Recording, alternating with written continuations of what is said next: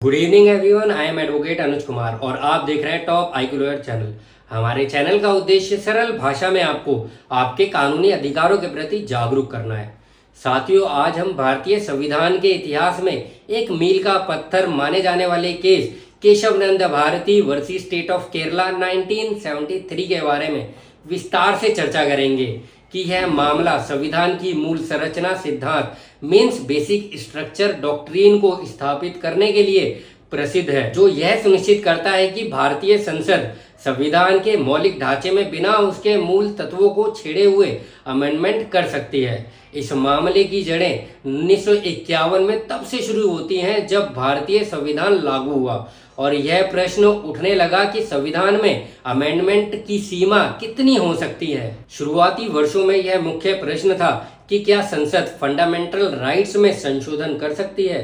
सन 1951 में honourable supreme court ने Shankar Prasad versus Union of India के केस में यह कहा कि संसद मौलिक अधिकारों में संशोधन कर सकती है, मौलिक अधिकारों में अमेंडमेंट कर सकती है। इसके बाद सन 1965 में ऑनरेबल सुप्रीम कोर्ट ने Sajjan Singh versus state of Rajasthan case में Shankar Prasad versus Union of India के निर्णय को दोहराया और कहा कि संसद मौलिक अधिकारों में फंडामेंटल राइट्स में अमेंडमेंट कर सकती है। लेकिन सन 1967 में ऑनरेबल सुप्रीम कोर्ट ने Golaknath versus state of Punjab के केस में यह कहा कि फंडामेंटल राइट्स अधिकार से परे हैं, यानी कि मौलिक अधिकार अधिकार से परे हैं और उनमें अमेंडमेंट नहीं किया जा सकता। इस निर्णय के बाद पार्लियामेंट ने संविधान के 24वें और 25वें संशोधन अधिनियम पारित किए। तो आइए सरल भाषा में इस केस के फैक्ट्स, इश्यूज और डिसीजन को डिटेल में समझते हैं। इस मामले में श्रीपद गलवरू केशवनंद भारती, जो केरल के कासरगोड जिले के एडनीर मठ के प्रमुख थे, केशवनंद भारती ने सन 1970 में एक याचिका दायर की। उन्होंने केरल सरकार के भूमि सुधार संशोधन अधिनियम 1969 के खिलाफ अपने फंडामेंटल राइट्स की रक्षा के लिए यह याचिका दाखिल की, जिसके तहत उनकी कुछ भूमि सरकार द्वारा अधिग्रहित की जा रही थी।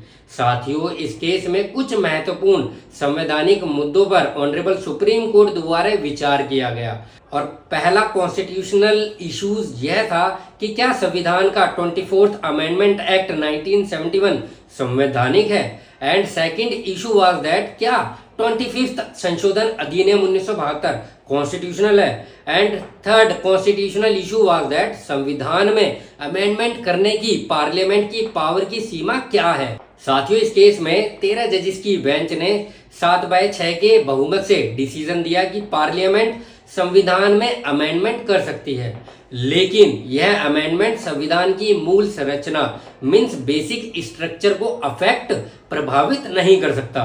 और ऑनरेबल सुप्रीम कोर्ट ने 24th अमेंडमेंट अधिनियम को पूरी तरह से संवैधानिक माना, लेकिन 25वें संशोधन के पहले भाग को वैध और दूसरे भाग को अवैध डिक्लेयर किया। मीन्स 13 जजेस bench by the majority of 7/6 held that the parliament has the authority to amendment any clause of the constitution as long as the amendment does not violate the basic structure of the constitution. However, the apex court upheld the entire 24th constitutional amendment act but considered the first part of the 25th constitutional amendment act 1972 to be intra-virus and the second part to be ultra-virus. साथियों, इस फैसले में honourable supreme court ने पहली बार doctrine of basic structure को प्रस्तुत किया, जिसके अनुसार संविधान की मूल संरचना को संशोधित नहीं किया जा सकता।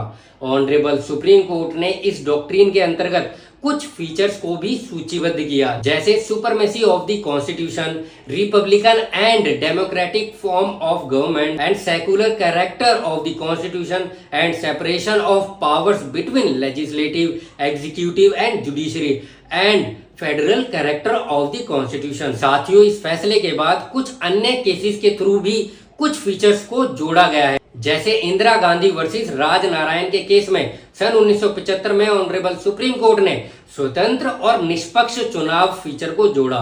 इसके बाद सन 1987 में SP Sampat Kumar versus Union of India के केस में माननीय ऑनरेबल सुप्रीम कोर्ट ने न्यायिक समीक्षा मींस जुडिशियल रिव्यू फीचर को जोड़ा। इसके बाद सन 1992 में की होतो होलो होन वर्सेस जाचिलो एंड अदर्स के केस में माननीय सुप्रीम कोर्ट ने डेमोक्रेसी फीचर को ऐड किया। और इसके बाद सन 1993 में मीन्स 1993 में Raghunath Rao versus Union of India के केस में माननीय सर्वोच्च न्यायालय ने एकता और अखंडता फीचर को ऐड किया और इसी केस में रूल ऑफ लॉ को भी ऐड किया गया। इसके बाद संसदीय प्रणाली को एक फीचर के रूप में ऐड किया गया। और सन 1994 में SR Bommai versus Union of India के केस में माननीय सर्वोच्च न्यायालय ने धर्मनिरपेक्षता फीचर को जोड़ा। और इसके बाद सन 2000 में Indira Sahni versus Union of India के केस में ऑनरेबल सुप्रीम कोर्ट ने fundamental rights and directive principles and state policy feature को ऐड किया। साथियों, मैं आशा करता हूं कि आपको आज केशवनंद भारती केस समझ आ गया होगा। इस केस ने संशोधन की सीमाओं को स्पष्ट किया और यह डॉक्ट्रिन दिया कि कॉन्स्टिट्यूशन का कोई भी हिस्सा जो बेसिक स्ट्रक्चर का अंग है वो संशोधन से परे है, वो अमेंडमेंट से परे है। इस फैसले के बाद यह डॉक्ट्रिन भारतीय संविधान के लोकतांत्रिक ढांचे की सुरक्षा का मजबूत आधार बन गया है। साथियों, अगर आप ऐसे और भी महत्वपूर्ण विषयों पर लीगल अपडेट्स चाहते हैं तो चैनल को सब्सक्राइब करें, लाइक करें। टॉप आईक्यू लॉयर चैनल से जुड़ने के लिए आपका बहुत बहुत धन्यवाद। जय हिंद।